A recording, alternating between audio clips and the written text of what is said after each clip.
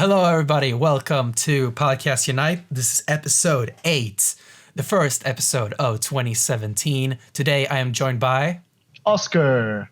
This is a 4-part show. It's the intro, the news, the topic, and then the pitch. However, this is a little bit different. We have a very few amount of news stories. So instead, we're going to go through those news stories, but then we're going to talk about our predictions for the Nintendo Switch presentation. That's going to be happening on January 12th or January 13th, depending on what your time zone is.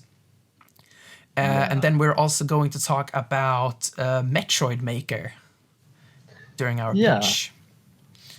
And also, our topic will be a discussion about Star Wars Rogue One, or Rogue One, a Star Wars story. That will be our review and spoiler discussion. So if you don't want to be spoiled, I'll make sure that I put timestamps in the description. So if you haven't seen Rogue One, when we go into spoilers, because we're going to start talking about the movie without spoilers, and then we're going to go into spoilers. So when we go into spoilers, just go into the description, click the timestamp for the pitch, and you don't have to hear any spoilers. You can come back later. So how are you doing today? I'm doing good. It's a nice day. It's really snowy outside. It's good. Yeah. I was just thinking, weren't we going to speak about the Star Wars game also? No, we switched to Metroid Maker again. I think. Yes, that's better because it's like impossible to figure something out about Star Wars game. Yeah. That would actually be good, I think. So what have you been playing lately? Lately, I have not been playing much. I've been so busy with school, so I've been just like 10 hours at school, and then I've been going home and I've been like sleeping or something. Yeah. But I have finished Pokemon Sun and Moon, and I have played through it actually another time. Yeah, you deleted your save. Yeah. I was so why did you do that? And I was like, I don't know why it was. It was like, yeah, it was taking over my life, so I stopped playing and I deleted my save. And then I couldn't get rid of it, so I started playing a new save and let it take over my life again. Nice. I've been playing 2 saves. I have my main save on my new 3DS XL, and then I have my secondary save, which is on my old launch 3DS. So yeah. I think I have 106 hours in the main save and about 35 hours in the secondary save. That's not even much. No. But I have 100% Pokédex now. That's nice. That's really impressive. Yeah, 100% Pokédex. It's the national Pokédex for Alola, so it's not it's the Alolan Pokédex, not the national Pokédex. The national Pokédex is coming with the Pokemon Bank patch. So I'm excited for that. However, what I'm not very excited about is that I'm going to have to go back to like Pokemon X and Y and stuff, and Omega Ruby, Alpha Sapphire, which is not going to be very fun. And I don't know, I'll probably bail. Yeah, I have these issues with this kind of games. I play until I don't even think it's funny, and then I force myself to play a bit more just for completion. So, that's why I stopped in the first time. I was like, I'm gonna just soft reset this game to get the perfect nature and perfect IVs and everything, and it's just gonna take a lot of time. Yeah. And it's just like it's something I feel I have to do, not something I actually want to do. Okay. What I've also been playing is I started last year or like a year and a half ago or something like that. I started playing The Last of Us on the hardest difficulty. Which it's called Grounded. It's a difficulty that they added through DLC or a patch or something like that. So it's not really necessary to even play it. It's so brutally hard. it's so hard. They couldn't even like have it in the original game. They had to like Yeah, exactly. come up with some excuse in the DLC. Yeah. So like, it's so hard. Like there are basically no items in the game, so you can barely craft any like health packs or molotovs or shivs or anything like that. Yeah. You can also, there are barely any ammo around, so you barely have any ammo in any of your weapons. Your best shot is to use your bow and arrow, but there is a small chance of an arrow breaking every time it hits an enemy. Oh. So that's also somewhere where you can lose ammo. So the best way to play it is to go through in stealth. Yeah. It's very hard. It's very hard. And you will die from like one shot or something like that because you basically have no health. So even if you had full health, you might survive one shot. So it's very brutal, but very fun because there's a lot of tactics involved, you know? Yeah. So that's really fun. And I finished it on Grounded, which was fun. And just something. The Last of Us is such a masterfully crafted game. Like I've played it like 5 times now, and the cinematics still make me feel things, you know? Yeah. You know what's gonna happen, and still it's just amazing. Yeah, and also something that I noticed that I think I knew, but I kind of forgot about it, is that every cinematic in The Last of Us has a commentary track. Okay. So it's the director and the 2 main actors are like talking about the scenes as they happen. So I watched all the cinematics with the commentary on, and that was really interesting. And then it also has a 1.5 hour long documentary about the development of the game. What is this? This is like a Animal Channel, or like the lions are eating the. So I watched that too, and it's just really interesting. Like there was this time where they talked about music in the documentary, and Discovery Channel. so yeah, they talked about the music and like the composer like talked about the music and all that. And there was this scene where you just watch the game, the creative director Neil Druckmann sitting with the composer Gustavo Santaolalla, and they were just watching the scene, and it's one of the first scenes in the game, and it's by far one of the most emotional scenes in the game. And just hearing what the music does to the scene, and you don't even see the scene, you just see them watching it, and I can just hear what is happening on the screen because I've seen it so many times. Yeah. So I got even emotional just hearing the scene happen. And that's well crafted, you know. Yeah. It's like I guess the music then just carries such emotional properties, like the soundtrack, that it stands on its own. Yeah. It almost doesn't even need the scene, the visuals, to just show this emotion. Yeah, the music is really masterfully created, and it's the same composer who's composing Last of Us Part 2, so that's awesome. Yeah. Well, best game coming out, probably. Yeah, I'm really excited. I mean, for that game. Because it's probably going to be one of the best games ever. Yeah, pretty much.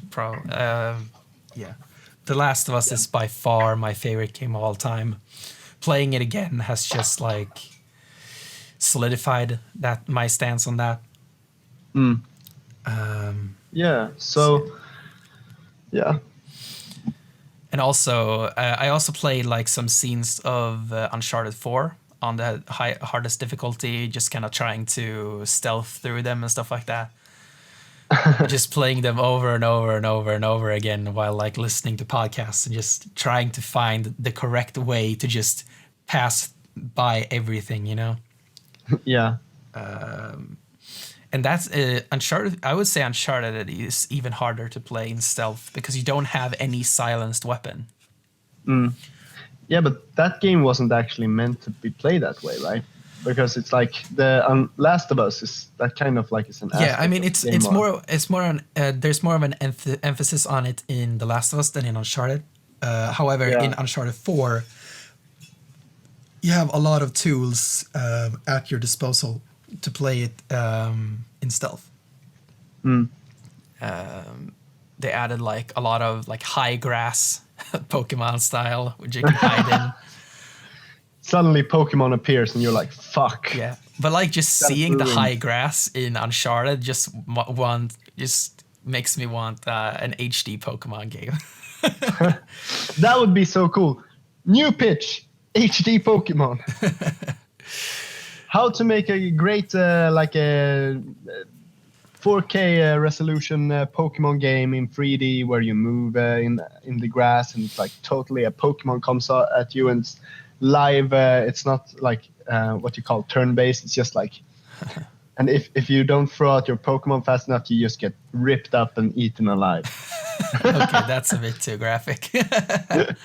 Okay, maybe. Anyway, the last episode we recorded went up on December 11th, I think.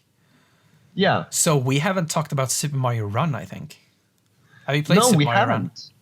I have played the first level, and I have beaten Toad at the first level. Nice. Yeah, I bought Super Mario Run on my iPad. At first, it ran so badly, but I think it's been patched now. I haven't. It's still not running super well, but it's running better. Yeah. Like when I was beating the last boss, which is spoilers, Bowser. It was like literally 5 FPS. Seriously, that's it really was bad. It was like impossible to play and impossible to lose because you could see all the attacks. No, like it ran so badly that the animations reset. Oh my god. The animations was like glitching out. Wow. That's not playable. Bad. Yeah. But yeah, it's been patched now. It's running better. I have an iPad mini. So yeah, it's a really old iPad. I'm thinking about buying a new one if I can. Yeah, anything else? Yeah, I played Shantae Half Genie Hero. That game was fucking awesome. Yeah. I mean, now when we started doing the stream, there's like a ton of things we actually could talk about. But I suppose we have to do that another time. Yeah. Yeah, how about we jump into the news, huh? Yeah. All right, so we'll see you right after this. All right, welcome back. It's time for the news. The news. The news, yes. Where did your news go? Yeah, so as I said in the intro, we don't really have a lot of news stories. I have 2 news stories and also one like mention that we're gonna do also. But what we're kind of replacing the news section with this week is our Nintendo Switch presentation predictions. But yeah, first of all, let's jump into these news stories. And first of all, I just want to mention and just kind of discuss this a little bit. Carrie Fisher and her mother died on December, was it 15? No, like 25th or something like that. Carrie Fisher. Yeah, Carrie Did her Fisher, mother also die? December 27th. Yes, her mother died the next day. Whoa. Yeah. That's So Carrie Fisher died on December 27th, and Debbie Reynolds, her mother, died on December 28th. That's some deep shit. It's like maybe they're related. I mean, of course they're related. Yeah. What I can just like, the only thing I can imagine is this must be like so fucking shitty for Carrie Fisher's daughter. Yeah. Like having her mother and her grandmother die just 2 days in a row. Yeah. That has to be just really traumatizing. Yeah. She must be really like, her life is really changing, I suppose. Like probably like 2 of the closest people to her just died. Yeah. Yeah, must be hard. Wow. I didn't even know this. I knew that Carrie Fisher died, but I didn't know her mother died the next day. I mean, that's like some kind of proof of how important relations are. Yeah, like she probably died because she was so sad or something, or yeah, or she yeah, she didn't feel. she just couldn't handle it or something like that. I mean, she Yeah. was pretty old too, so Yeah. No, that's really not creepy, but it's really yeah. something. And also, yeah, just to kind of as a transition to our news story, Carrie Fisher had already recorded her scenes for Star Wars Episode 8. But she was reportedly supposed to have a bigger role in Star Wars Episode 9, so they're gonna have to rewrite that now, which is kind of sad. Mm. Hopefully, they're able to handle it in a good way, so it doesn't feel like she just disappears in the third movie, you know? Yeah. Because Maybe if she was supposed to have like a large role in Episode 9, there's probably a lot of build up in Episode 8, you know, for her character. So it would feel kind of weird if that just kind of disappears in Episode 9. But I mean, this is Star Wars, Disney. They can figure it out. Anyway, so let's get into the news stories. From one space franchise to another, Mass Effect Andromeda has gotten a release date. Yes. So Mass Effect Andromeda will launch on March 21st in North America and March 23rd internationally.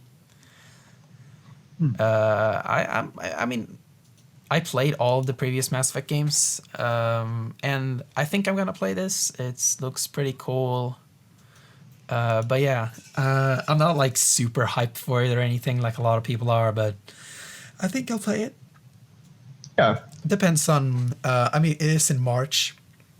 Yeah. Which means that the Nintendo Switch will definitely be in the way, and I'll probably spend like all of my money on the Nintendo Switch. I haven't actually played any Mass Effect games, but I gotta say this looks pretty good. Yeah, it looks pretty good. All right, so we got our second and last news story here, and that is that Pokemon Go was the most downloaded app in Apple's App Store in 2016. How about that? The year of Pokemon Go. Yeah, the year of Pokemon. Yeah. Starting the year with the Virtual Console releases for Pokemon Red, Blue, and Yellow. Then going into Pokemon Go and then Pokemon Sun and Moon. Yeah. It's just like I mean, a constant hit of amazing things in the Pokemon series. And it really feels like my YouTube feed has been Pokemon the whole year round. Yeah, basically. Definitely. For like a few months, Pokemon Go, and now in the end it was like just Pokemon Sun and Moon. Yeah. I actually had to like force myself out of it by just deleting my save, and even then I just made a new save and started over. So I suppose it's really been a big thing.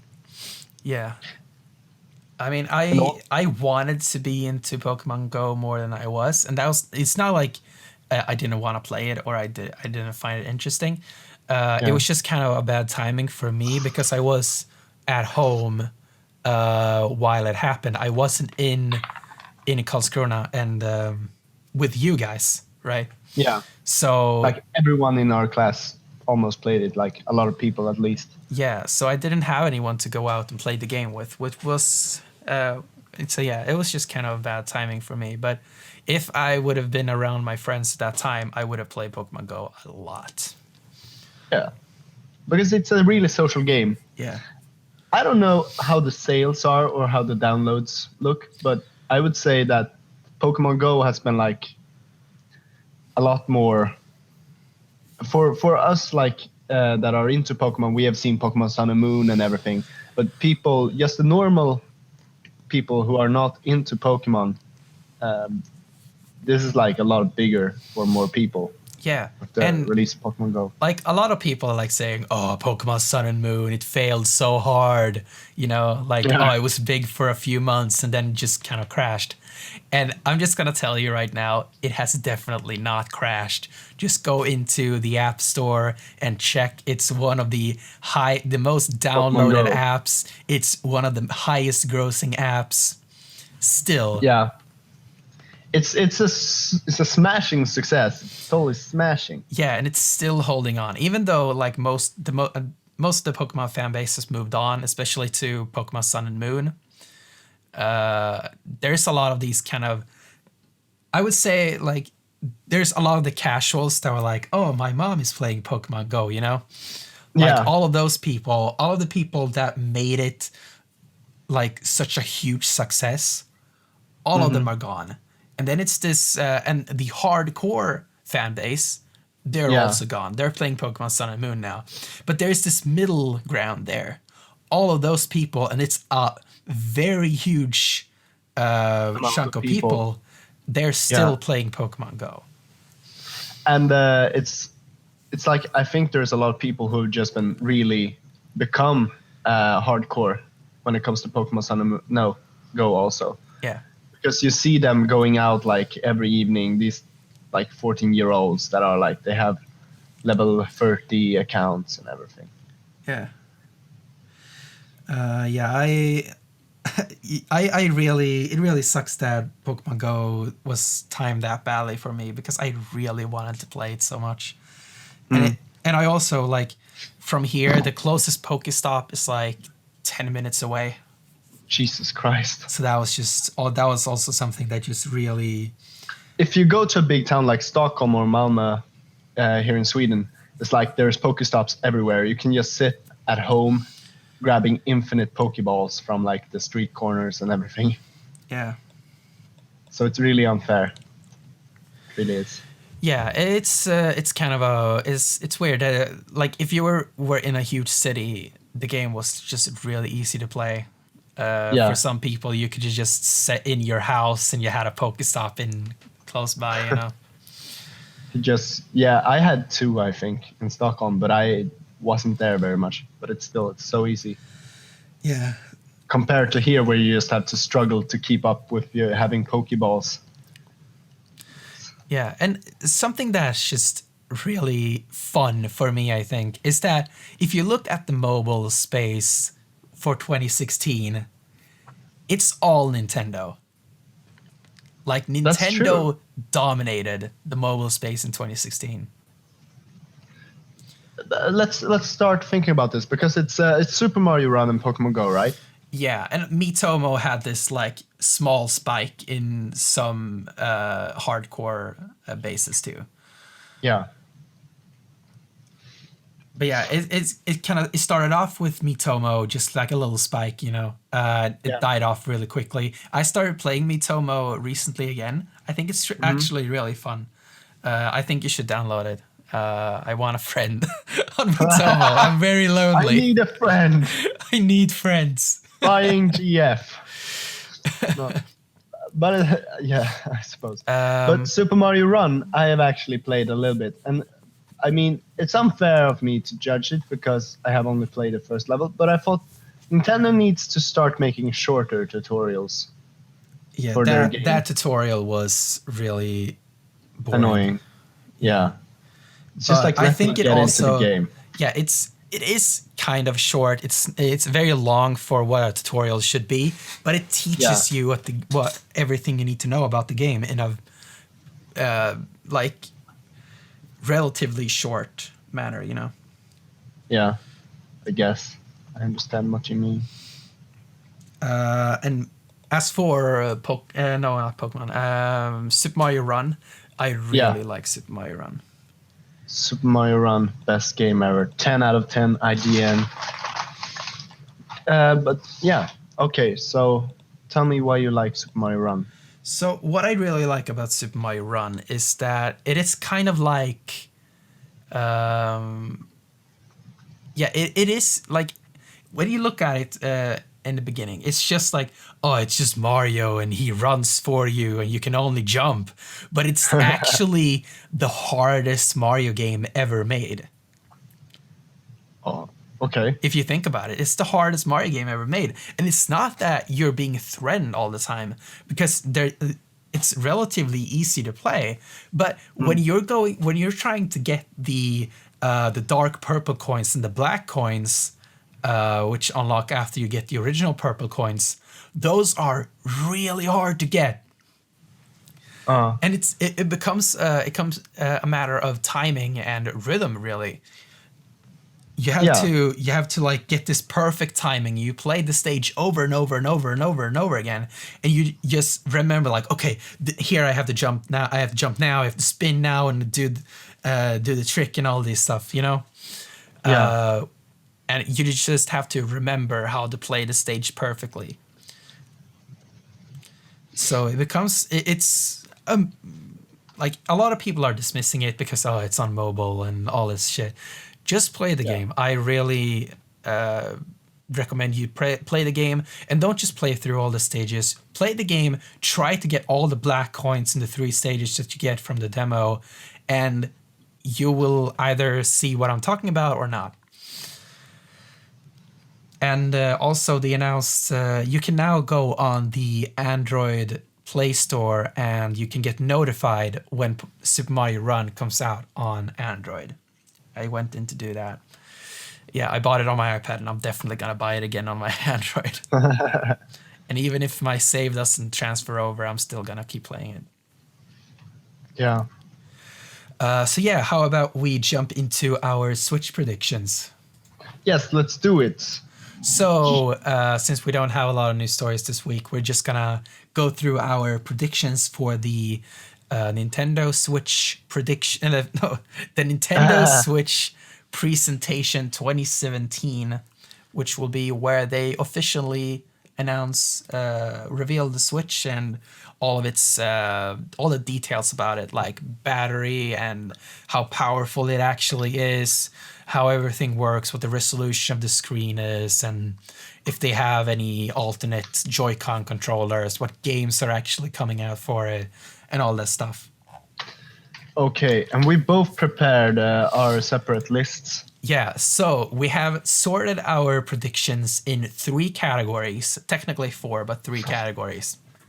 Yeah. So it's our main predictions, and the main predictions are allowed to be based on rumors. And obviously there have been a lot of rumors surrounding the Switch and all that. Then we have our crazy predictions, and our crazy predictions are not allowed to be based on any rumors. But as we know from rumors, there are a lot of things that we don't know about that will be announced in this event. Yeah. So the crazy predictions are, we have 5 main predictions, we have 2 crazy predictions, and then we have 1 prize prediction. So the main predictions can get full of 1 point each. The crazy predictions can get 2 points, and the prize point is just the one who's closest will get the point. Yeah. And I mean, yeah, that sounds good. And I also said technically 4 categories because we also have a few backup predictions in case we both have the same prediction. It will be interesting to see if we've chosen the same thing. Yeah. I want us to have like 1 or 2 that it's the same. Yeah, and also with a game announcement prediction, we're also required to have a launch window for the game.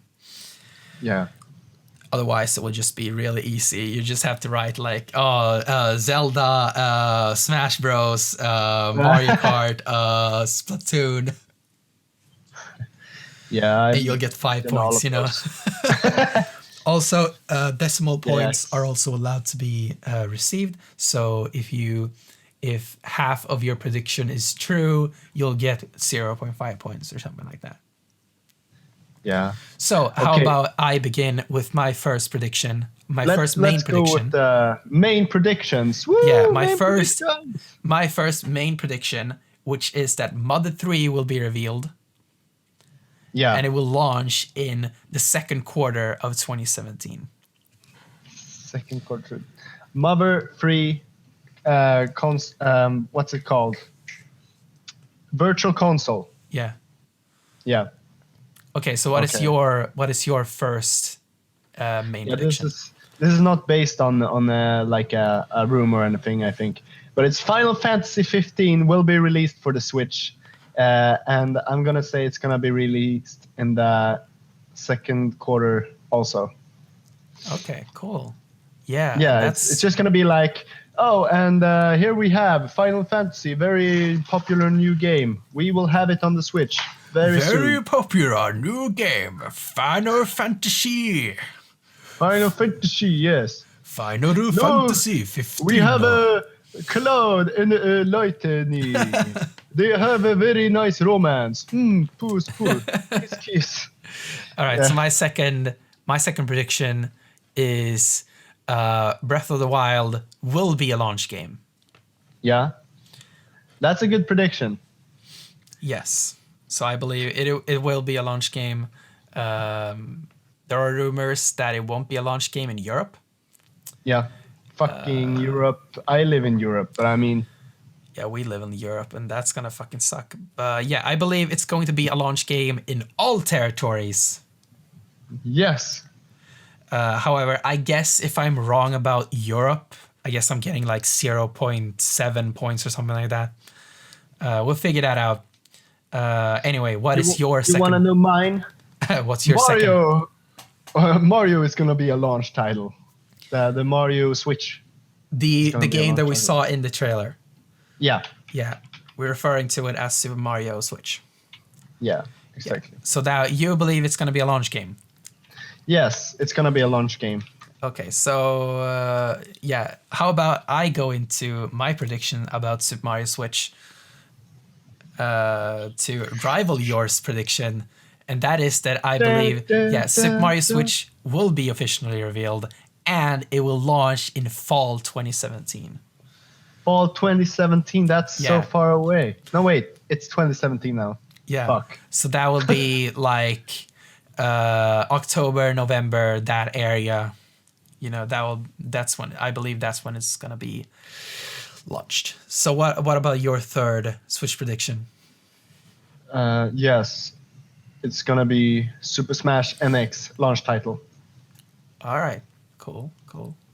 But I'm gonna have to say now, is that like, because we had like talked about Super Mario, both of us, for the Switch. Should we keep that one, or should you go with one of your backup? No, I mean we have different launch windows for them. So yeah, so they're just like fighting. Let's see. So yeah, Smash is a launch title.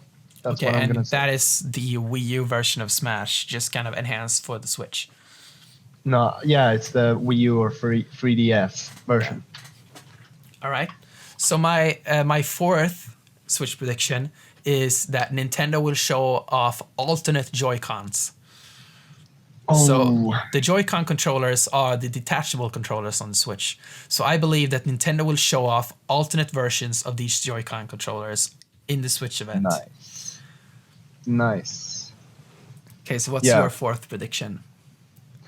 Pokemon Prism is gonna be launching in September. Okay. You can say fall if you want to do that. That's safer. Fall, of course. All right, so Pokemon Prism, that's the name that I think the rumored Pokemon Stars is going to be called. Yeah. I made some digging in the game, and it turns out that I showed you that it's what it's called. Solgaleo is called a Sun Pokemon. Lunala is called the Moon Pokemon, and Necrozma is called the Prism Pokemon. Yeah, so then it has to be. It Pokemon makes so Prism. much sense that it's going to be called Pokemon Prism. And do you think that's why Nintendo, what's it called? They like removed the videos from YouTube from a fan game called Pokemon Prism. Yeah, I think that's why. Yeah, that's why. It has to be why. It's gonna be released in the fall, and it's gonna be having 20 new Pokemons. Yeah. You think they're gonna have new Pokemon? Is that part of your prediction? Don't. That's gonna screw you. No, that's not part of my prediction. Okay. But it would be cool. Okay, so my fifth prediction is that Retro Studios game will be revealed, and it's not Metroid or Donkey Kong. Retro Studios. Yeah. It's not Metroid or Donkey Kong. We know Retro Studios is working on a new game, and I think it is a new IP. It is not Metroid or Donkey Kong. However, I am just saying that it's not Metroid or Donkey Kong. I'm not saying it's a new IP specifically. Okay. That's fine. It's specific and like random enough. Yeah. So what is your last main prediction? Okay, I want to say something about F-Zero, but I'm just going to say that Mario Party 11 is going to be released winter 2017. So Mario Party 11. Is latest new Mario Party. Okay. New Mario Party revealed for the Switch and released in winter of 2017. Yeah. Okay. Yeah, that's an interesting prediction. Okay, time for our crazy predictions. How about you start off this one? Yes, I'm going to start off this one. And I'm just going to say, I was going to say that Final Fantasy 16 is a Switch exclusive. But instead, because I want it, I'm just going to say that F-Zero NX is the best F-Zero ever. And also a launch title. Okay, so they're going to reveal F-Zero NX. Yes, and it's going to be the best F-Zero ever, and it's going to be launch title. Okay. And all those things have to be true. All right. That's a very, very wild prediction. No, it's going to happen. Okay, so let's make America great again. No, let's make Nintendo great again. Okay, so my first crazy prediction is that Miitomo will be the base for Mii Maker 2.0 for the Switch. So, yeah, we've been having Miis for a long time, and as we know from the My Nintendo account system, Miis are still very much a thing, and Miitomo is a thing and all this stuff. So Miis will definitely be your avatars on the Nintendo Switch.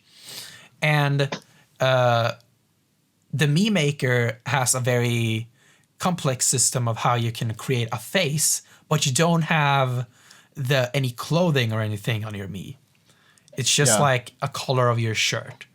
So I believe they're going to implement the Miitomo clothing into the standard like base of the Mii on Switch. So basically, like your Mii as you will be seen on system level on Switch will be your Miitomo Mii. Yeah. So yeah, basically, I don't think maybe the Mii Maker application on the Switch is not Miitomo specifically, but it's like borrowing a lot from Miitomo. I think that makes sense. I mean, it sounds like it's a reasonable thing. Yeah. So what is your second crazy prediction? We're gonna have a Nintendo virtual reality headset. Okay, that's interesting. Yeah. I mean, it's. So do you think it's gonna happen? Do you slot the Switch into it, or is it a separate unit? No, that's Switch compatible, so you can use virtual reality anywhere. Okay. It's gonna happen. It's cool. Regarding this, since the Switch screen is supposed to be 720p, that should be a very bad experience, though. Yeah, it's gonna suck. No, but it would be nice. I mean, yeah, if the resolution on the screen was higher, I would have believed in it a lot more. But I don't think it's actually gonna happen. Yeah. So my second crazy prediction was also F-Zero Switch. So I don't know. Let me see here. How about? I think they're going to reveal GameCube Joy-Cons for the Switch. So yeah, that's my second crazy prediction, is that they're going to reveal GameCube style Joy-Cons. Yeah, that sounds good. And it will be like a universal thing. You'll be able to use it in most games, but it will be specifically marketed for Smash. Yeah. It's Also, gonna be yes, epic. yes. Now it's the final prediction, and that is the price. Yes. Also, I noticed I misspelled price. Okay, so I'm gonna start here. So I think there are going to be two SKUs, so two versions of the Switch, and not necessarily different versions, like hardware-wise, but mostly it will be one version that has no game in it, and then there will be one with a game in it. So one with a bundle. And they're going to be priced at $249 and $299. And the $299 version has a game bundled with it. Yeah. So what do you think the pricing is at? I said $308. $308. Because if you were going to go with $309, I was like $308. Okay, so your guess is $299. Yeah, basically. Okay, and you think there will only be one version of the Switch? Yeah, I think also there's probably going to be a game bundle. I can't say which game it's going to be, but I think it's going to be probably a game bundle too. So that bundle will be like $349? Yeah, it's probably going to be like $330. Yeah, $349. So your guess is $299 and $349, and my guess is $249 and $299. Yeah, basically. And neither of us think that the different SKUs of the Switches actually have any hardware differences. No, I think that's just a bad idea. Yeah, it's just it's just bundled with a game. Yeah, I could also see like they using the Wii thing, like they have Wii Sports in every bundle. But we'll see. I'm not gonna say that now. Okay, so how about we mention our backup predictions too? These will not be counted into the actual score, but let's just mention our backup predictions. So what are your backup predictions? Yeah, this is interesting. So I also had Mother 3 Virtual Console as a backup prediction because I was like, yeah, it's just fun. I know we're gonna choose that one because it's such a great thing and it has to happen. It's great. Okay, Dark Souls 1 re-released on the Nintendo Switch. Okay. New 2D Metroid in July. And the Switch is more powerful than the Xbox One. Okay. Those are some healthy predictions. Yeah. So my backup predictions are Pikmin 4 will be announced and it will be released in summer 2017. Pokemon Prism announced, released in fall 2017, and Mario Kart 8 is basically Double Dash 2 and it's a launch game. Yeah, I like the Mario Kart prediction. Yeah, so these will. Well, you had 3 backup predictions, right? Yeah, 4. 4. With the Switch is more powerful. Yeah, if you remove your mother prediction, then you have 3 extra predictions. Yeah, and exactly. I have 3 predictions. So how about we just make it our main predictions are 8 predictions instead? Yeah, that sounds good. Yeah, let's just do that. So Dark Souls, I had Dark Souls. No, okay. I have a Pokemon Prism, and that was the same as yours. So pick 2 out of your predictions and make them. So we have 7 main predictions. Okay, 2D Metroid to be released, let's say fall, and the Switch is more powerful than the Xbox. Okay. Cool. So I think that's it about our predictions. What is your stance on the Nintendo Switch going into this presentation? I haven't looked at any footage of what they've done with earlier systems, but I think they're going to go hard. They're going to be like the Nintendo Switch, and then they're going to show some more footage of how you use it, and then they're going to be like, Mario Switch, and they're like, oh yes, and they're going to speak about a lot of games. They're going to bring up the Star Foxes and the Metroids and the free all the third-party best-selling developers. titles, All the Star Fox and Metroid. Yes, the ones that haven't been out in like 10 years. And then they're going to focus on the third-party titles because that's what Nintendo has been having bad times with. Yeah. So yeah, it's definitely going to be very interesting going into this event, seeing what the future of Nintendo will be like. Yeah. How about we jump into our topic? Yeah, And sounds talk good. about Star Wars Rogue One. Star Wars. So we'll see you right after this. All right, time for the topic. The Star Wars review.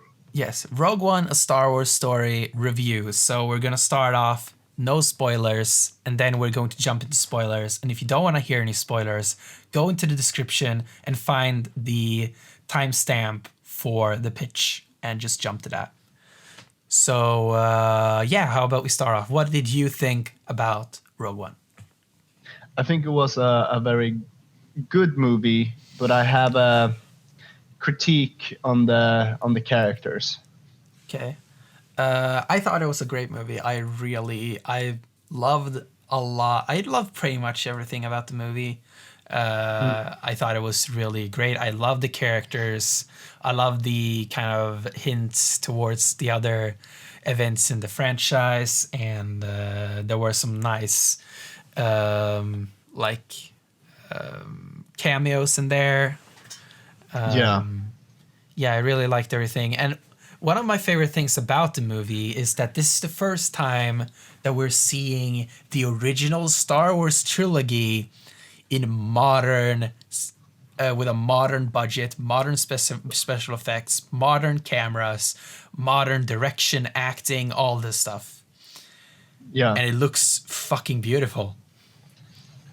It's really nice to see the whole story like fleeting together also with the Death Star. Yeah. If you just watch the first, this movie makes every other Star Wars movie better, basically. Yeah, it does, doesn't it? Yeah, it does. It's like when you watch this afterwards, you're like, yeah, I kind of want to watch the first movie again. Yeah. So, yeah, where should we go next without spoiling anything? So just tell me, like, what do you think about the characters without spoiling anything? Yeah, I think, all the main characters are interesting enough, and the characters are funny, and they are pretty interesting. But I thought there was a lack of character development on some parts. Yeah. Yeah, I can agree a little bit on that. A lot of characters didn't have enough time to develop. That's just the nature of these kind of movies when you introduce a lot of new characters. But I think they did the best they could with the time they had. Also, who was your favorite character in the movie? Oh, I think either it was the robot or a person in the movie that was blind. Shirat Imwe. Shirat Timway, yes. Yeah, the Asian guy. Yeah. Yeah. Yeah, I really liked him too. I'm really split. Like, I don't know which one is my favorite character because I really liked all the characters a lot. Like, I obviously K2SO, the droid, was really funny. Yeah. I loved that Jin Erso was just like, she was a rebel, and even when the rebels don't want to do what she wants to do, she rebels against the rebels. Yeah, she wasn't a rebel in the sense that she was one of the rebels, but she was a rebel at heart. Yeah, exactly. And yeah, she was just really badass. And also, what was his name? Cassian Andor, the Mexican guy. Yeah. I thought he was a really cool character too. He was a really dark character. Yeah. Do you mean the male counterpart? Yeah, the male main character, basically, Yeah. played by Diego Luna. I think he was a really cool character. He was a good character. Yeah, I don't think we can go into a lot more of the characters without spoiling anything. Yeah, we're really threading on the line. Yeah. So what do you? Yeah. How about we just go into spoilers? Okay, but before we do that, do you think it's worth seeing? Definitely, it's definitely worth seeing. Even if you're a Star Wars fan, it's worth seeing. If you're not a Star Wars fan, it's probably worth seeing anyway. If you value your time like super highly and you're like,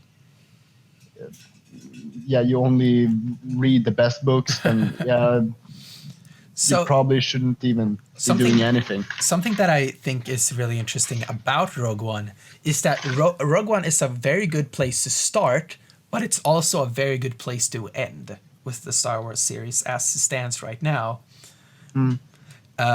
Personally, if I were to guide someone who's never seen a Star Wars movie before, I would tell them to watch Rogue One after watching the original trilogy and the prequels, but before watching episode 7. Yeah, because it's like the cameos and the things that you have seen around the universe. That's what makes it great. It's like it really helps the movie.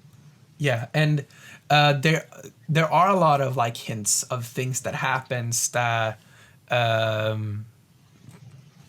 really like pass over your head if you haven't seen the original trilogy. Specifically A New Hope. And there are a lot of like fan service regarding Darth Vader. I mean, he was in the trailer, so I'm sorry if I spoiled that he was in the movie. But yeah, there's a lot of fan service regarding Darth Vader, and I think you need to have the context of who Darth Vader is in order to appreciate those things. So I would say in order to appreciate everything that the movie does, you should have watched pretty much every Star Wars movie. You don't have to see episode 7 to watch this, because that one is so like detached, you know? From the rest of the Star Wars movies, yeah. But yeah, if I were to guide someone on how to watch the Star Wars series, I would tell them to watch the original trilogy first, then watch the prequels, and then Rogue One, and then episode 7. Would you agree with that? I would agree. Because the reason I think you should watch the original trilogy before the prequels is because otherwise a lot of the plot points in the original trilogy will be spoiled for you by the prequels. Right? Yeah. Yeah. Yeah, like there's just like, oh, Luke, I am your father. Like, you'll already know that. And sorry if I spoiled that Darth Vader is Luke Skywalker's dad. It's kind of the same thing though, because when you watch, if you have watched the original, like the prequels before the original trilogy. Okay, I gotta sneeze. No, it's fine. Then you will get like this cameo effect whenever you see Darth Vader. You're like, yeah, I know a bit about that guy. Yeah. Yeah, so that's my point with it. Rogue One is a great place to start if you want to watch a Star Wars movie. However, if you want to have the best experience watching Rogue One specifically, you should watch the other movies first. Yeah. However, as I've said multiple times, Rogue One is a great place to start if you don't care about having the best experience of watching this specific movie. Yeah. Should we go into the spoiler part? Yes, let's jump into spoilers. So as I said before, if you don't want to hear about spoilers, just go into the description. Please mute your phone, Oscar. Yeah, I'll mute my phone. So just go into the description and find the timestamp for the pitch. And you just click there and it will take you past all the spoilers. So are you ready to jump into spoilers? I'm ready. So how about we go into the final scene right away? Yes. So I suppose that the final scene is with Leia. The final scene is when Darth Vader shows up, and then it goes into the ship that A New Hope starts in, and then it goes to Leia. And then it's like the ending. Yeah.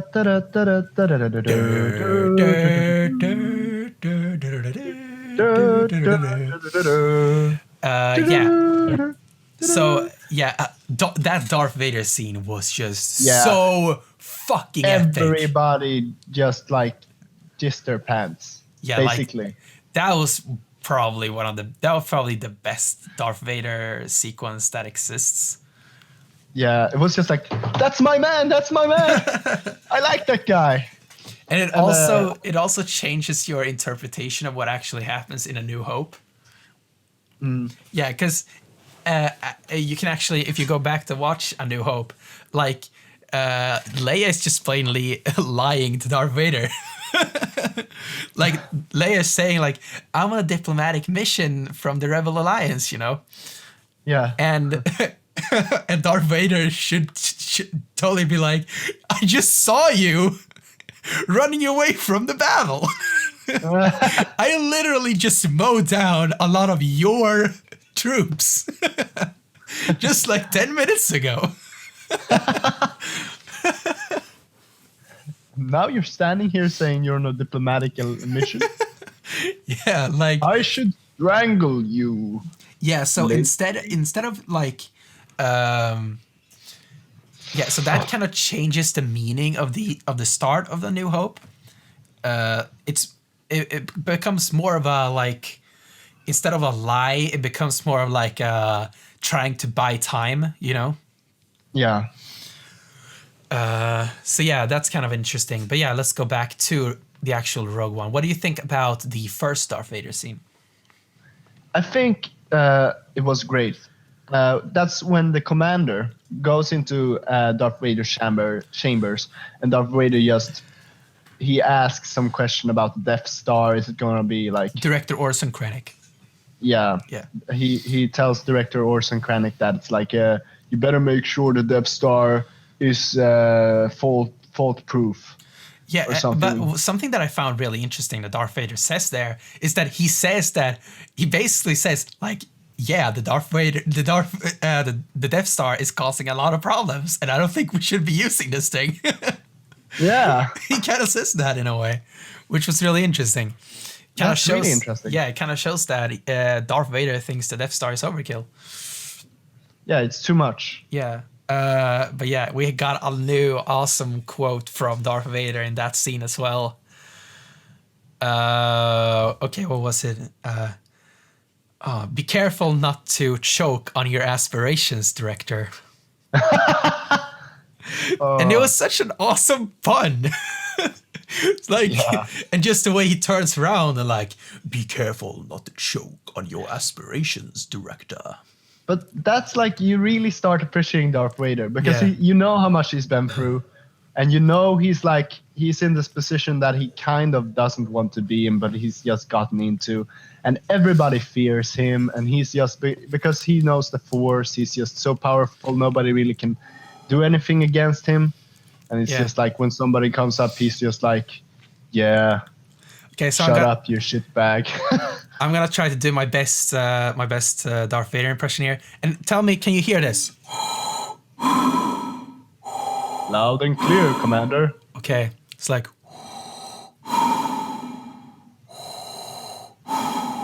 be careful not to choke on your aspirations, director.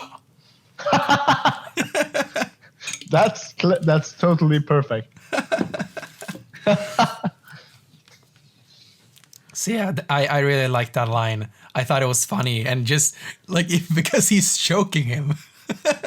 yeah, and you know, I think what's it called? Aspirations.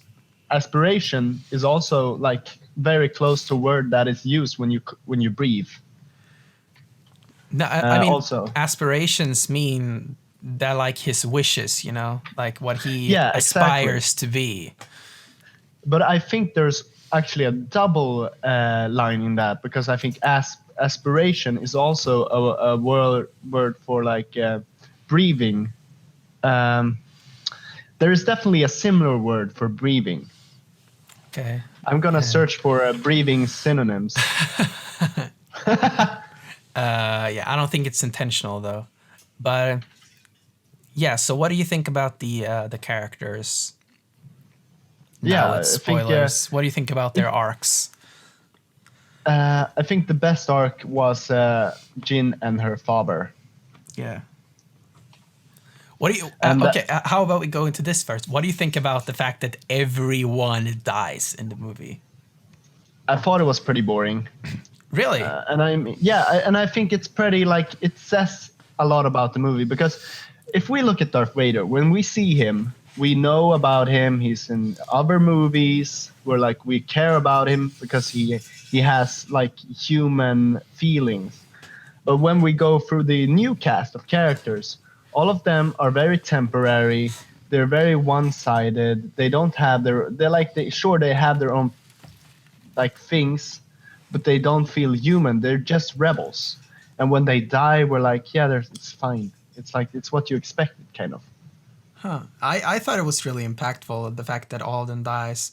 And I think they did it really well because the first character who dies is, apart from Saw Gerrera in like way before, K2SO is the first character who dies out of the rebel group.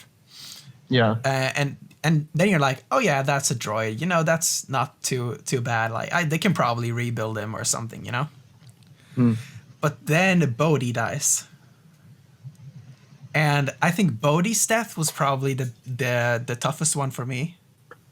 Which is Bodhi was Bodhi now? The Imperial pilot. Oh yeah, he was a really nice guy. Yeah, because I feel like I really empathize with his character a lot. You know, he is like he's not the hero. You know, like he is kind of the sidekick. Yeah, the sidekick character, you know, in a way. And I don't know, I just kind of felt like I emphasized with this character a lot. And especially like he was kind of the technician too, you know. Yeah. And just a lot of people are complaining about this, but the fact that the cable is too short, I thought that was such a real problem. And I really liked that. But yeah, like that's kind of funny. And the way Bodhi dies, it's just you can just see like in his eyes, like, oh shit, this is the end, you know. Yeah. And I think his facial expressions when he dies, just really sells that. And just the fact that it just cuts off like right when he dies. I think it was really well done. And then the next one to die is Chirrut Imwe. And that's the monk, right? Yeah, that's I'm the one with the force. The force is. Yeah. I'm one with the force. The force is with me. I'm one with the force. The force is with me. I'm one with the force. The force is with me. Yeah, and why I think it was sad that he was killed too is that I think his character would have been really interesting to see where he would go. Just imagine if he would have become a Jedi or something. Yeah, that would have been really fucking cool. I mean, if that would have happened, that would be cool because then we would have like the Darth Vader sequence next time we see him. It would be like, yeah, that's my man. Yeah, it's the Force guy. Okay, so yeah, and the next one is, what was his name? The guy. It's speculated that he was like the heavy artillery guy. Oh yeah, the sidekick of the I don't monk. remember his name, but something that I thought was really cool is that it's kind of hinted that they're gay. Really? Yeah. I didn't notice. I mean, they have this really close relationship, and obviously not just because there are two men who have a really close relationship doesn't mean that they're gay, but I mean, it could have been interpreted that way. And I feel like if that was their intention, I think they really handled it well. And even if it wasn't their intention, they also handled it well. like you don't have to explicitly just show like two men kissing or just they don't like, have to like jerk each other off for them to be gay. Exactly. Like you can just show that these are two people that like each other, that are really close to each other, and that's all you need.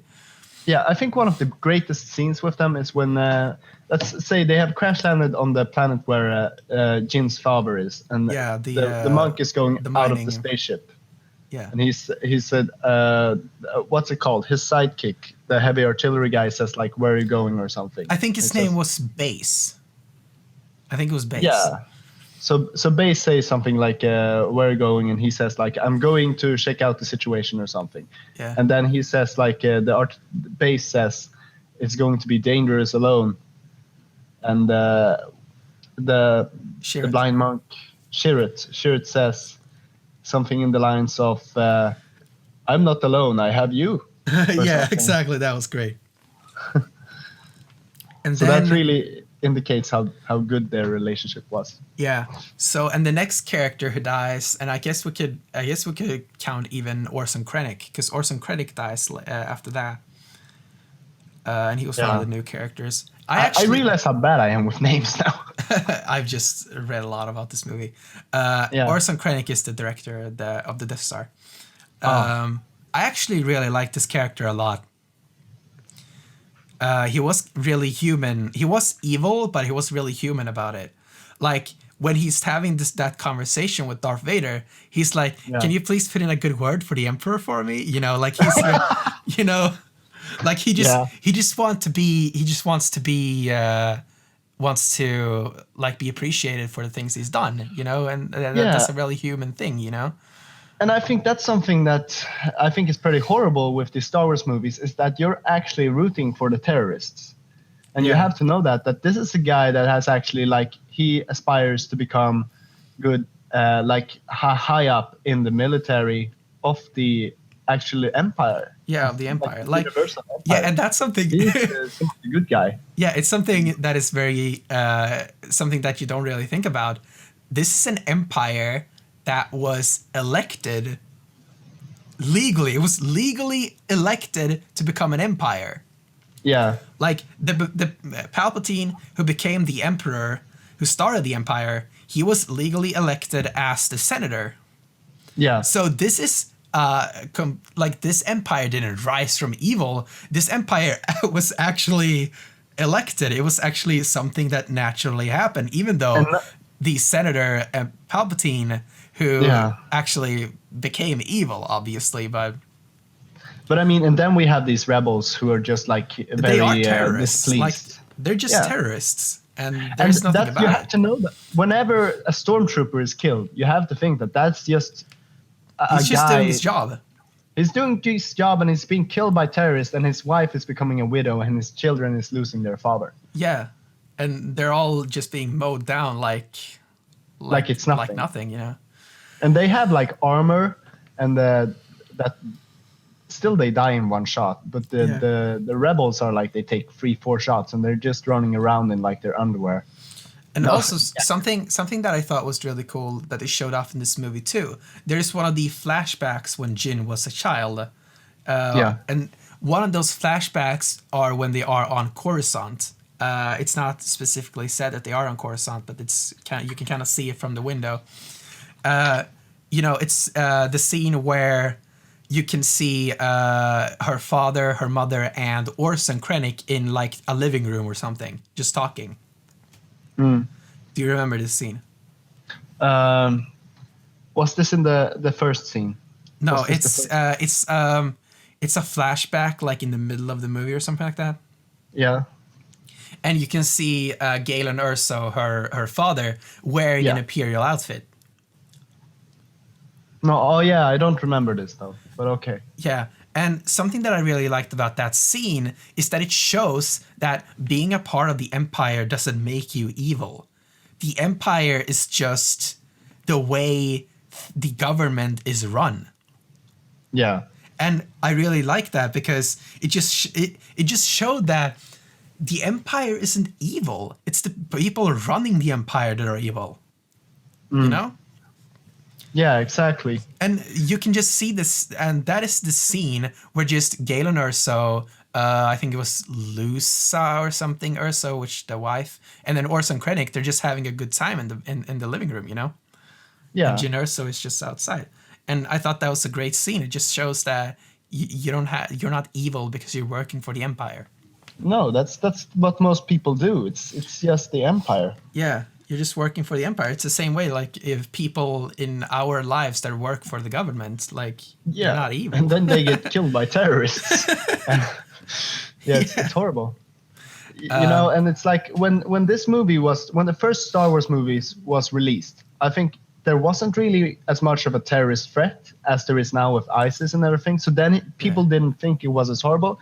But I remember watching this movie, and the first stormtroopers that were killed, I actually felt really bad for them. And I felt like the main characters were kind of assholes. Huh. So especially in the tank scene when they are at Jadi or Jeddah. It's called Jeddah.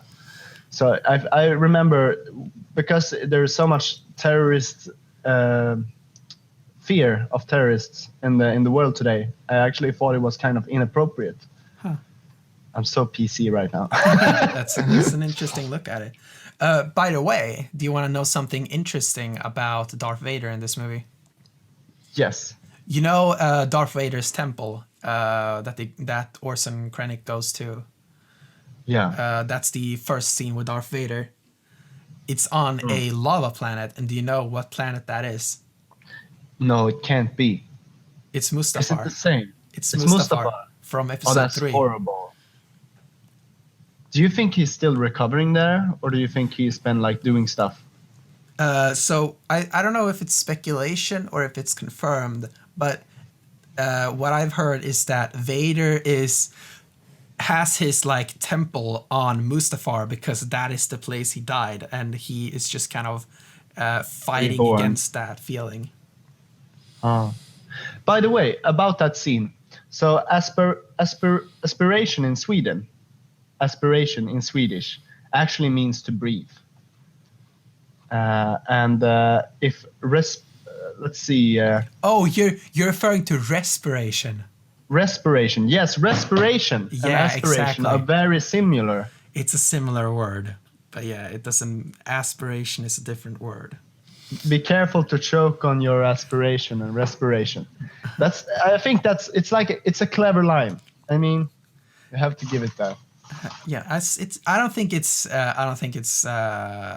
intentional, but it's a funny thing there. Yeah. Yeah. Okay, so what next? What do you think? Okay, yeah, this is a good part. What do you think about the CGI characters in the movie? The CGI recreated characters in the movie. You can see that they're CGI, but I think it's still good. What do you think? Yeah, so there are two CGI characters in the movie, and I'm referring to CGI recreations of real people. And it's Grand Moff Tarkin, or I think it's Commander Tarkin in this movie. Yeah. And it's Leia.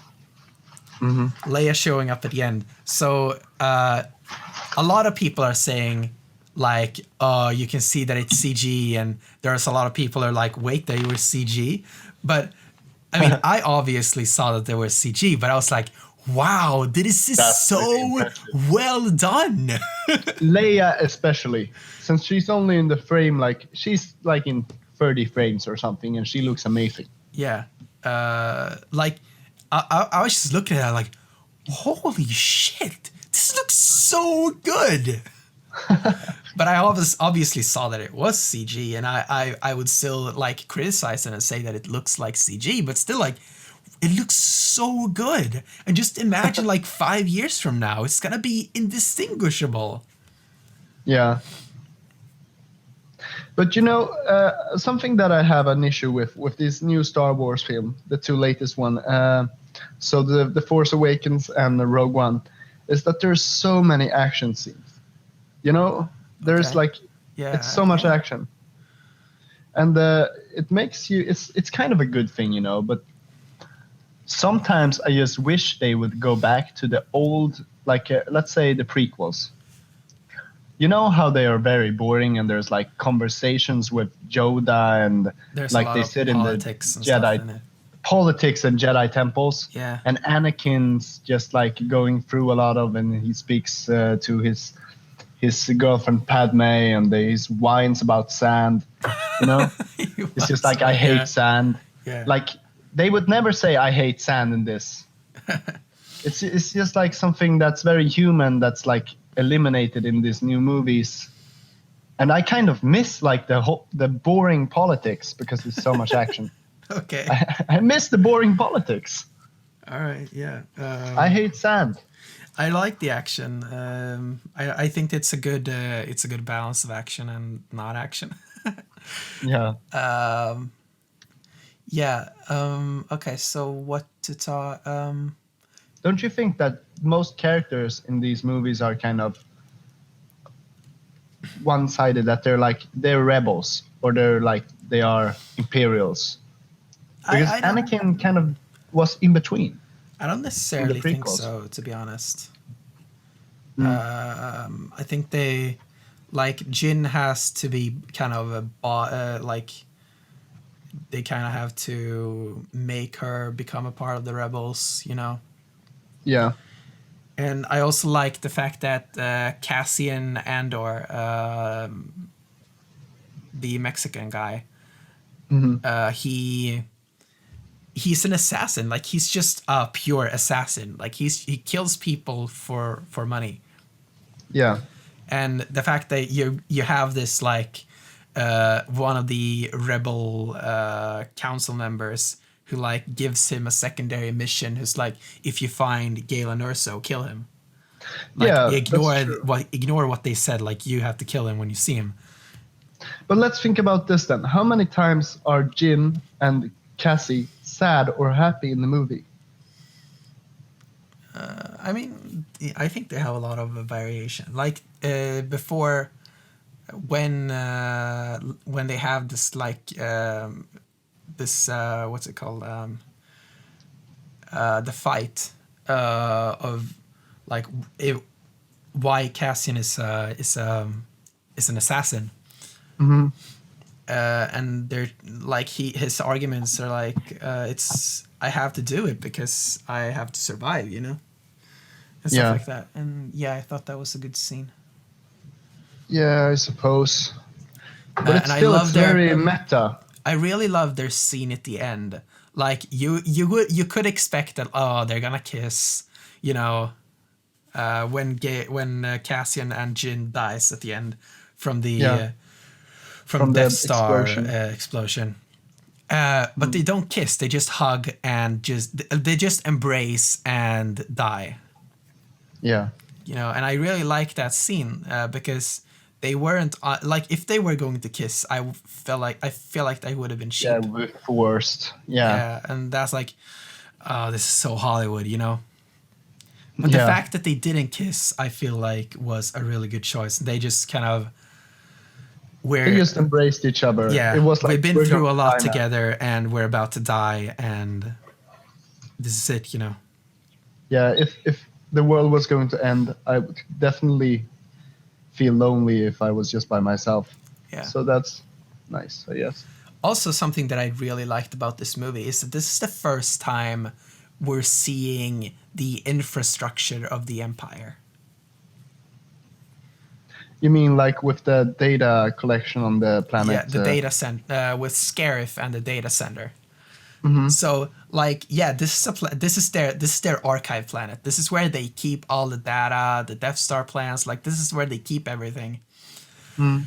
And I thought that was really interesting. And this is kind of this is like their version of the internet. Yeah, basically. And it's a very like, it's not a universe wide thing. It's obviously like just for the Empire, like a very military thing. And I feel like if the Empire wouldn't have been destroyed just like a few years later, I think that would have actually developed and become the internet in the Star Wars universe.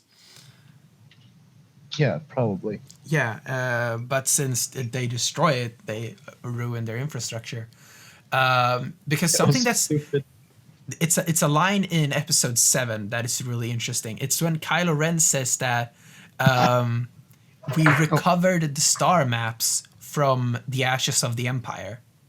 Mm-hmm. And this is what they recovered. They had their maps on Scarif. Oh. Right? Yeah. And obviously, I think Scarif blows up at the end.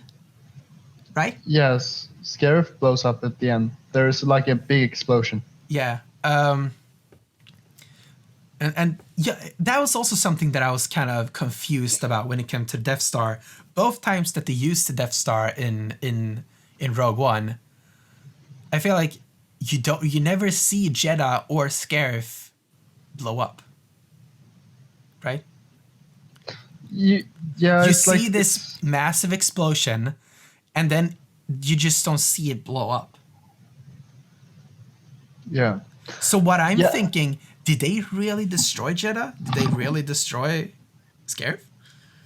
I mean, they really destroyed Jedha, because when they were captured, I think they were taken out to a city or a place outside of Jedha. What I'm more confused of is when they blow up Scarif, because they must not have been aiming at the tower in the center. They must have been aiming like a bit off, because the explosion was like like the blast wave. Yeah, so why I don't think Scarif was actually blown up is that the way they aim the Death Star tractor beam, like it just goes like they destroy the transmitter, and I think that is intentional. So technically, the beam would hit the planet at an angle. Yeah. And wouldn't actually go into the core of the planet. No, they didn't destroy the entire planet. They did not destroy the planet. Right. I don't have a confirmation about this. I guess I could Google it.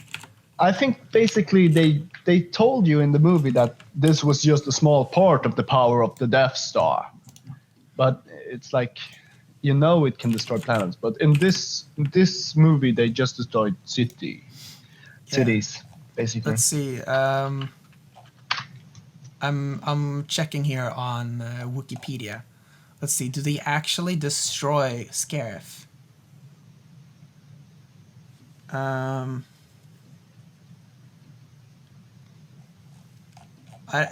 don't know. Like, what's a planet that has actually been destroyed? Let's check Alderaan. Because if Alderaan's been destroyed, there might be like a date of destruction on here. Or something like that.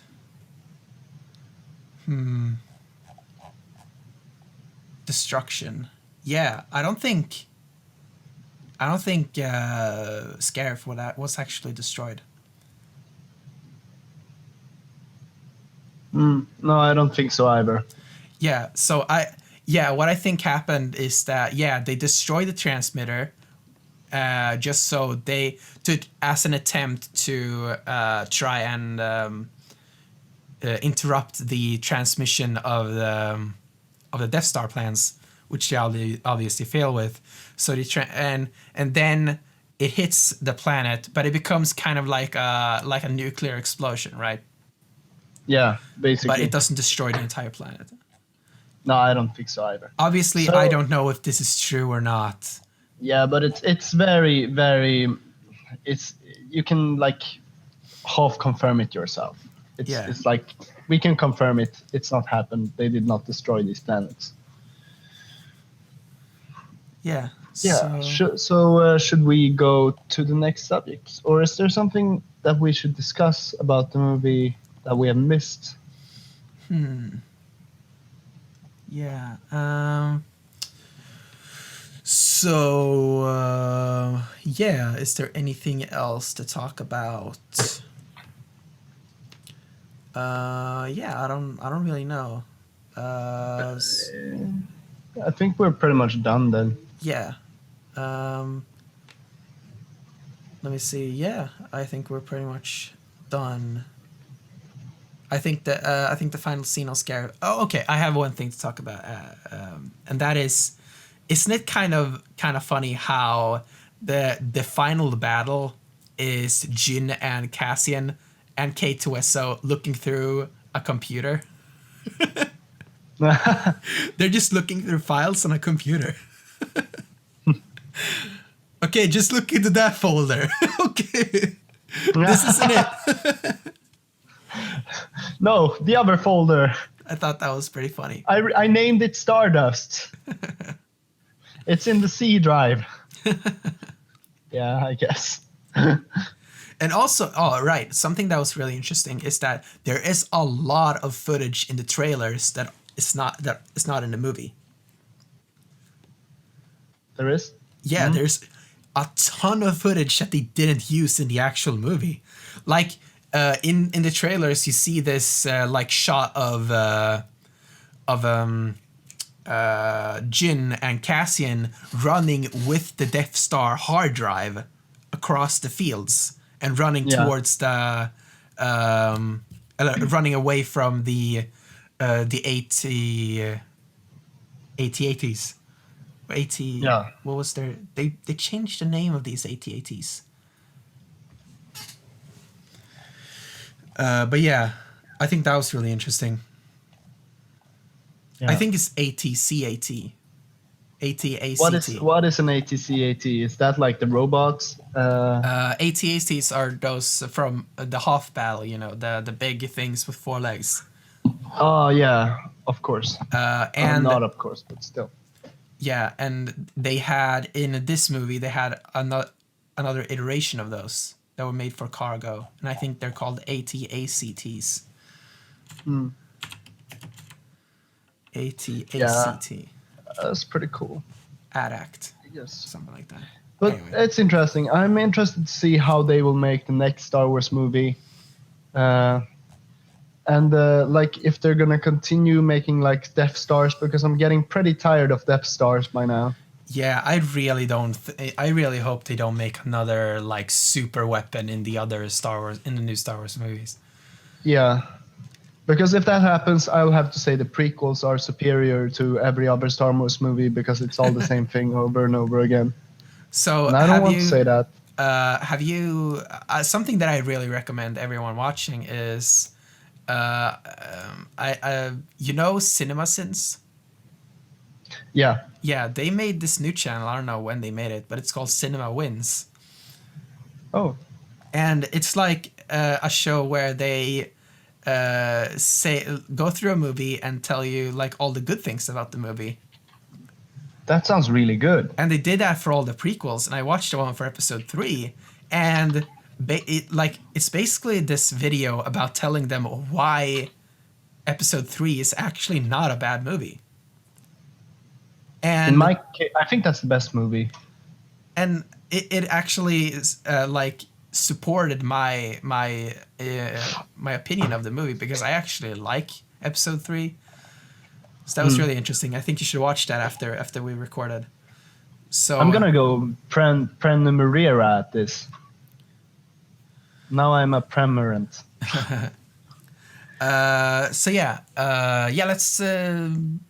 Let's finish up this discussion. So,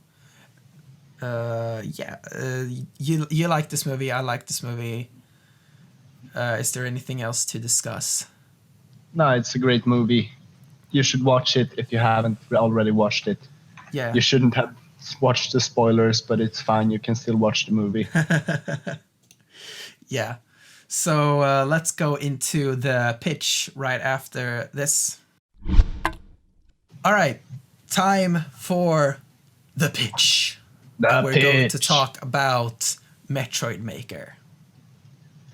Samus Metroid Maker. Yeah, so obviously this is right on the heels of Super Mario Maker.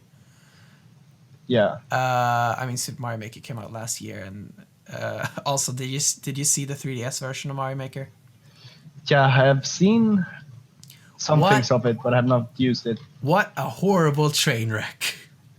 Yeah, why didn't they allow people to download Yeah, it's whatever they so wanted. stupid. It's like we make this application and then we put the best part, trash the best part, and just release. Yeah, it's so stupid. I don't understand what they were The thinking point about. is lost. Yeah. No, it's so stupid. I just Nintendo fix this shit. Yeah.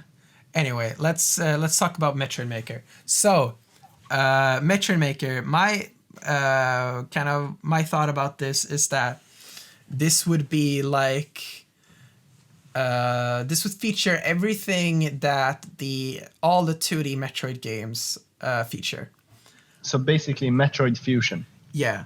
is probably the most up to date. Yeah, Metroid Fusion and Metroid Zero Mission. So yeah, it would obviously be like a tile-based creation game.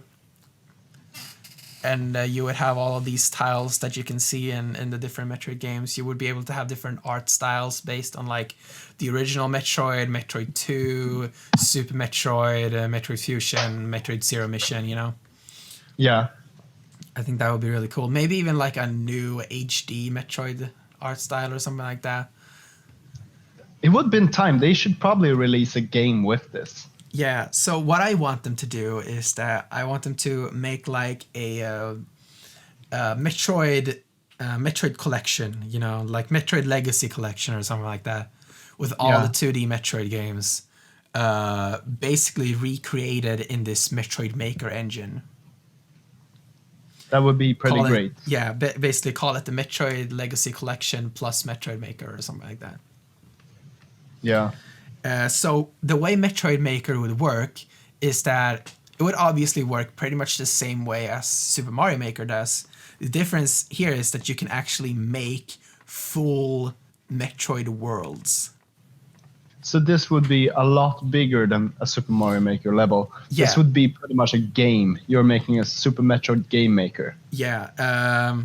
However, you can also make just singular stages, obviously. If you don't want to make something at the scale of a Metroid game, you know? Yeah, you could maybe just like say how many power-ups you should have and then make a stage with that. Yeah, and you would have all the different power-ups and you can place them in the world. You can basically decide how many power-ups the character has when you jump into the stage. And then you can place power-ups in the stage and select when you want the player to get them. And then so then you can make like challenge mode. You have like Mother Brain from Super Metroid, but with only 3 health tanks. Yeah. Or something. Yeah, you will be able to place out different items and stuff like that. And also like secrets and all this stuff. Choose when you would have these kind of screen door transitions and all this stuff. And it would all be... It would kind of... And something that you could do with this is that you could have like pre-made rooms. And that would be like an easier way to create this game. Basically, so the way you could do it is that you have these like pre-made like parts of rooms basically that you kind of stitch together in like a big in a big square grid system, and then you can go in and add or remove specific blocks within these bigger blocks. Yeah. I think that would be a really cool way. It would definitely be a more, not adults, but like it would be a more mature Mario Maker. Yeah. Because it would require more work to get it to work. Yeah, but you could still make like these shorter challenge levels where you just give the player a specific amount of items and then you just kind of make it a puzzle for the player to go through. Yeah, or have items these or like time bullshit maybe. levels and stuff like that people make in Mario Maker. There would be a lot of like opportunity for bullshit in this game because Samus has so many cool things. Yeah, and there would be even less amount of actually good levels in Metroid Maker. But I still want to have it. Yeah. And then maybe they would even announce like a Metroid 5, you know? Yeah. And then have the Metroid 5 art style in the Metroid Maker. Mm. Yep, I know that I've always wanted to Super Metroid to have like hacks and mods to just make it like more difficult or just new and interesting. There must be This is things like kind of, that online, right? yeah, there is probably, but it's like it's much easier if there is a game where people can just do Yeah. hacks and just share them. Yeah. Yeah, I think the way this would work is that you would have the physics and gameplay of Metroid Zero Mission. Right. So yeah, I guess that would be pretty cool. Yeah, what happened? Did something happen? Nah, never mind. So yeah, you would have like the gameplay of Zero Mission, and it would just be skinned as the different art styles. Yeah. So I don't think you would have I don't think you would like adapt it like Mario Maker does. Like, oh, only in the new Super Mario Bros. Art style can you actually wall jump or stuff like that, and only in and then like in the original Mario Bros. Art style you can ground pound or pick up items. You know, like they would. I don't think they would do that in this one, because most of the new movements and stuff like that in the Metroid franchise are just there for convenience rather than actual like game design specific things, you know. They're just there to make the game easier and more fun to play. Yeah. So that's why I think they should keep that. So even in like the Metroid 2 art style, you know, you would still be able to grab onto ledges, you would still be able to aim in all 8 directions and stuff like that. Yeah. Yeah. Yeah, anything you want to add to that? Yeah, it's like it would be really fun to have. I mean, because always with Metroid games, Metroidvania games and such, I always want to replay them, but want them to be different. But I don't know. I feel I cannot really contribute anything because it feels like it's perfect as it is. It's just like it's just a good idea to have a Yeah. game like that. And maybe you could even like choose what outfits Samus would be wearing. If she would be wearing like the fusion suit or The Varia light suits. the light suit or the Zero suit, maybe even. Yeah, that would be dangerous though. Like, can't offer much protection. But yeah, that would change the gameplay a lot. Yeah. Yeah, exactly. That's kind of the best thing I think would be like the challenge mode and just adding like just making sure they have to play with certain settings. Yeah. How many energy tanks and what suits and everything. Yeah.